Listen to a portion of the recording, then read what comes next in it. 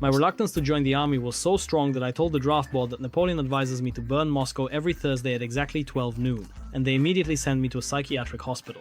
It was in the most remote part of the city, with no public transport going there, and even then I realized what was in store for me. I should mention that up until that moment I had never been hospitalized before, and the prospect of my first experience being in a psychiatric hospital didn't exactly thrill me. That day I cursed everything, the damn draft boards, my city, and the lack of transport going there. I got up at 5 in the morning, so I'd have enough time to walk there in the freezing cold and find out what was what. The psychiatric hospital was divided into two parts. One, the open section, was something like a clinic, while the other, the closed section, resembled a prison and housed actual psychopaths. In the open section there were lots of small buildings, and as is often the case in our hospitals, you get bounced from one office to another. So you come in and ask like, I'm from the military enlistment office, here's the referral. Oh, that's not my department. Then whose is it? I have no idea. So I ran around to 4 different offices, and in the end, they told me the head doctor wasn't in at all today, and that I should come back tomorrow. Great, damn it, tomorrow this nightmare starts all over again. Okay, I'm a man, I can handle anything. The next day I went back there, and it turned out there were actually two heads of department. Both of them were girls, about 25 years old. One was grumpy, short and fat, and the other was tall, skinny, and incredibly dumb. But I have to say, when they were together, they joked around in a funny way and at least gave me some positive vibes. Remember the mice from the cartoon Pinky and the Brain? Well, these two were basically their humanized female version. So they took my documents and told me to gather the necessary things and get admitted the very next day. There were 6 people in the ward with me. Let me introduce them. Grandpa Anime. He had, one of those Chinese iPhones with an antenna and a television. He would turn on some kids channel on it and watch cartoons for toddlers all day long, like Dora the Explorer. With static. At full damn volume. Hey Dora, let's go Dora! I'm a backpack, I'm a backpack. I'm a backpack, I'm a backpack. I'm the map, I'm the map, I'm the map, I'm the map, I'm the map, I'm the goddamn map!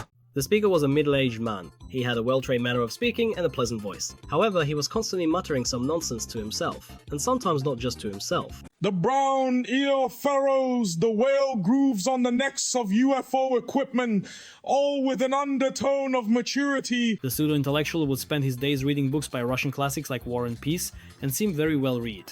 But whenever something didn't suit him, he was overcome by Tourette's syndrome. That's when you can't control sudden, unprovoked aggression. I'm the map, I'm the map. Excuse me, could you please... Motherfucking fart? You old mammoth shit. Keep it down a bit. I was just about to go to sleep. Damn it, just 5 minutes of sleep. Just 5 fucking minutes. Would you be so kind as to turn the volume down? The kolkhoznik was a guy my age who had come from the countryside, and he was always lamenting like an old man about how agriculture was decaying and how, you see, the youth in the cities had become completely shallow. He seemed to be saying the right things, but he would drone on about it all day long, and since I couldn't care less about the different types of cow dung, it mostly just annoyed me. Stinky was a very fat guy, about 5 years older than me. He annoyed me because he was always sweating from his excess weight, and on top of that they kept the water as hot as if it were the dead of winter. And then there was the human vegetable lying next to me. He was actually a really cool guy, if only because he just lay there silently across from me. Granted, his perpetually open eyes made me a bit uneasy, but that was nothing. By the way, on my other side was the orator, so I always slept facing the vegetable. It was great having a neighbor like that, because you could always turn your back to him and escape all that chaos. He looks at you, you look at him, and his gaze seems to say, bro, I get you. This will all be over soon, you'll be discharged and you'll be happy. You'll live a long life, marry a good woman, and you'll have wonderful children. You'll live in a house by the lake and never want for anything. Everything will be alright. The first day in the psych ward was a day of tests. I had to give blood for sugar, blood for salt, blood for pepper, blood from my finger, blood from my vein. And all of this on an empty stomach.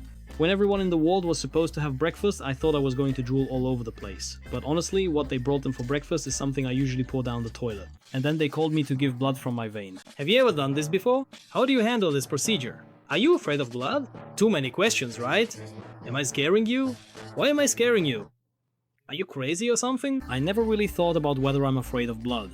Before this, I'd only ever given a small amount of blood from my finger, but then Miss Pinky Brain pulled out this huge syringe and said it would have to be filled completely with blood. And they asked me questions like this: are you afraid of blood at all? Look, now mosquito will bite you and that's it. Ready? What a courageous patient boy you are, a real future defender. Here's some lollipops in your mouth for your persistence. And here's some hematogenotherapy. And here's a plush cheburashka for you. And here's a remote-controlled car for you. And here, take the keys to my car too. No, I'm definitely not afraid at all. Well, just in case, don't look at the blood. Better tell me, how's your young life going? Well, I just don't want to go to the army. I was thinking maybe I could find some illnesses or something. What? Are you not a real man? Not a guy? Look, normal guys paint lawns, and you're like a woman. And at that very moment, the irreparable happened. I looked at the syringe, which was slowly filling with my blood. Damn, they took a whole syringe of blood from me. It's so wet, they're gonna drain all of it out of me. Damn, they're really gonna drain it all. Damn, they took a whole syringe of blood from me. Long story short, I almost fainted right there. I guess it happened because, honestly, 6 years ago I was a scrawny kid, and the amount of blood those sadists took from me turned out to be critical for me. They gave me a cotton ball and told me to wait in the hallway. There were some guys from other wards sitting there waiting for their turn. I sat down between a fat guy who didn't care about anything and was munching on sandwiches, and the nerdy guy glued to his phone. And then I suddenly started feeling really weird. First I got dizzy, my whole body went cold, and then I started feeling nauseous.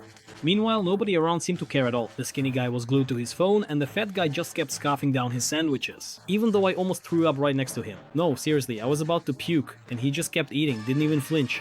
Nobody gives a damn about you. Why do you have to be so negative right away? Here, have a sandwich, bro. I didn't sleep at all the first night, because during the day I basically did nothing. Plus, almost everyone in the ward was snoring disgustingly and reeked of all sorts of medications. And in general, a change of environment doesn't exactly help you sleep well.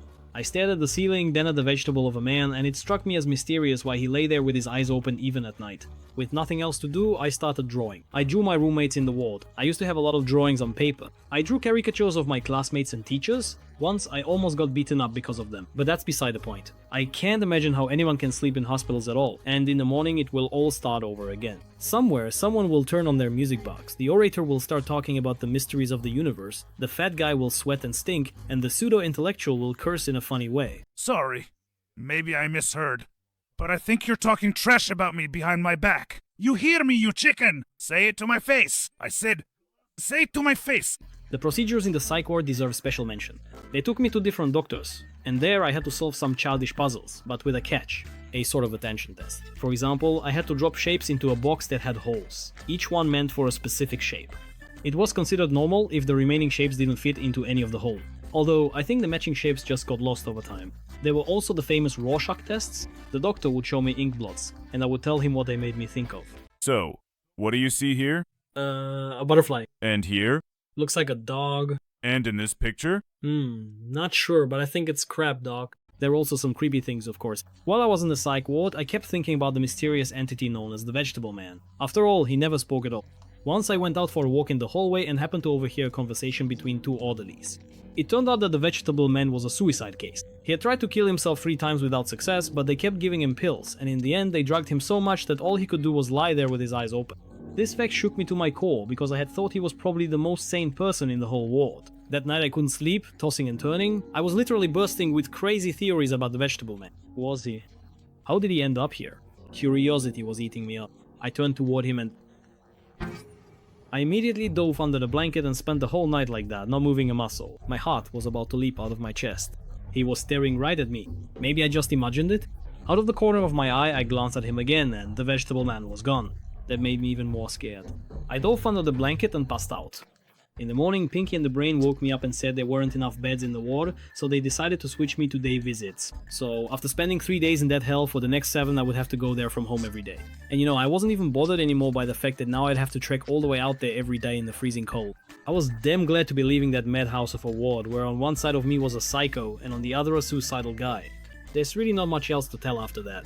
The dumbest part was that for the remaining days, I would just come in, sit with him for about 5 hours, and then go home. Then they just wrote to me saying everything was fine and I left a wonderful place. I never did find out what happened to the vegetable guy. I hope he came to his senses and is now working at Marvel, not DC. Well, that's all for now. Leave a like, subscribe and share your own stories. Have you ever stayed in a hospital?